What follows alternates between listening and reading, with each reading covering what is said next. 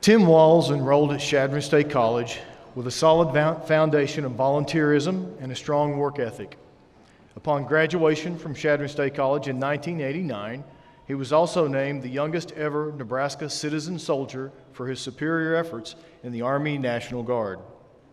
As a college graduate, Tim immediately seized an opportunity from Harvard University to gain a new perspective on global education by teaching in China for 1 year. He returned to the Panhandle and enjoyed teaching in Alliance, Nebraska for 4 years, where he met his wife, Gwen. They later moved to Minnesota, where he received 3 different awards for teaching excellence. His volunteerism in the military continued while he pursued his career in education, and he retired as Command Sergeant Major in 2005 after 24 years of service in the National Guard. Now, as a U.S. Representative from the 1st District of Minnesota, Congressman Walz serves on the Agriculture, Transportation, and Infrastructure Committee and Veterans Affairs Committee and the Congressional Executive Commission on China. He also holds leadership positions with the Sportsman's Caucus, the National Guard, and the Reserve Caucus, and the Congressional Veterans Job Caucus. At a luncheon in his honor later today, we will award him the Distinguished Alumni Award. Please join me in welcoming the Honorable Tim Walz to the podium. Thank you. Good morning and thank you. I don't know if you know the difference between a political introduction and a eulogy, but at the political introduction, one person believes it. So thank you, President Ryan, for that. To the administration and to the faculty, thank you for the work you do each and every day. And thank you to those faculty members of years past that played such a critical role in my education and my foundation. To the parents and the families and friends, thank you. Thank you for being here. Thank you for standing with your graduate. Thank you for sharing in what is truly a great day. This is a happy day. My family's here today. My wife and son Gus are here. My mother, my sister Sandy, a CSC graduate. My in-laws are even here. And as I always say, behind every successful man is an astonished mother-in-law. So Lynn, thank you for being here. Thank you. Most importantly, thank you to you. Thank you for giving me the honor of sharing this day with you. This is truly one of those special times. You spent time over these last few years, you've worked hard. I certainly hope you've played hard. I hope you've learned a little about the world and a whole lot about yourself. I hope you've banked a bunch of memories that will last a lifetime and develop friendships in this room that will ripple down through time. You also have received an incredibly powerful tool in your education. And now today you get to choose how you're going to use that tool. And in that lies pretty much everything about life.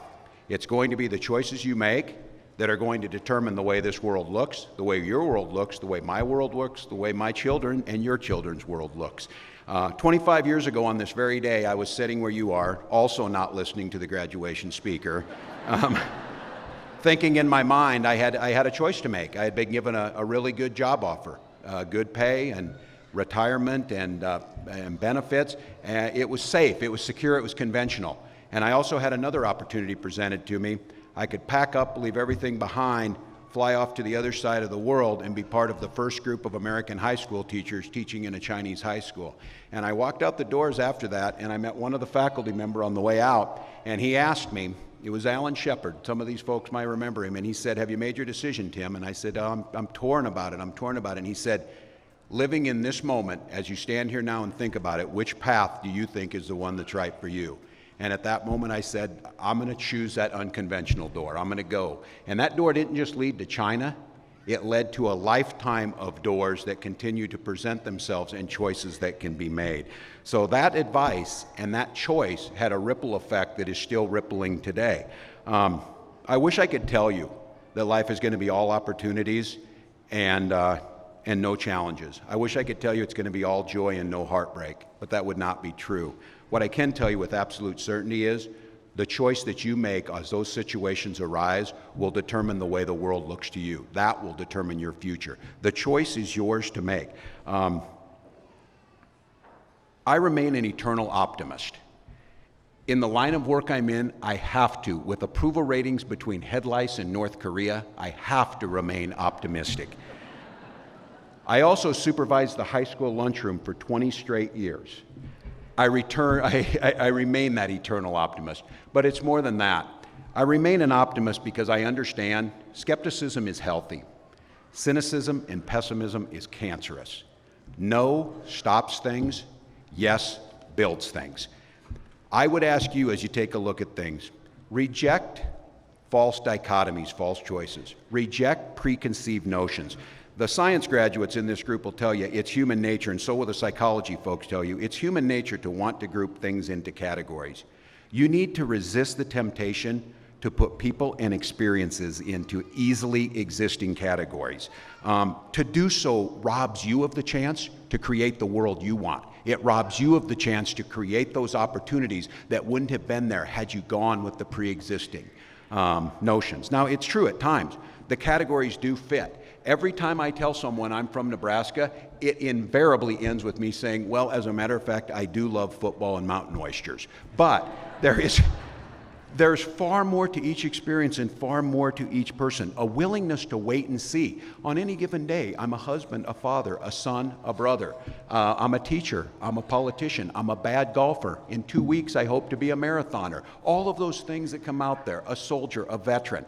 There is so much more than trying to decide just those parts. We're conditioned to have an opinion before a person has finished asking a question.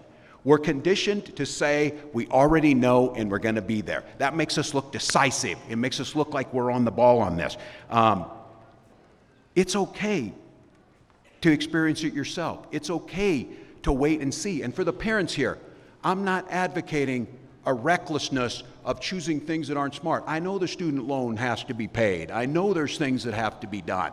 And I'm also not advocating a moral relativism, kind of this wishy-washy kumbaya, I'm okay, you're okay, it's okay. Sometimes it's not okay. Sometimes it's wrong. And at those times, you need to loudly and passionately voice your opinion, argue for change, make it happen. But just make sure you do so after you've decided. Not somebody else put you in a category. Don't allow them to put you in the box. Allow the box to come around you if that's what happens because of the way you've experienced it, the things you've done.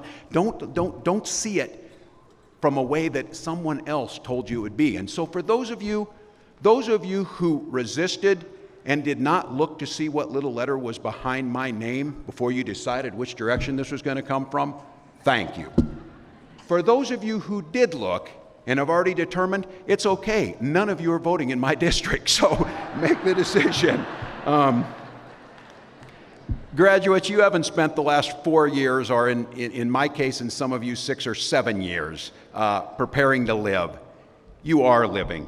Never change that. Always be that way. This is not preparation for life. This is life. This moment is life. This is not the first day of the rest of your life. It's another day in a continuing stream of things. Live for that moment. See it that way.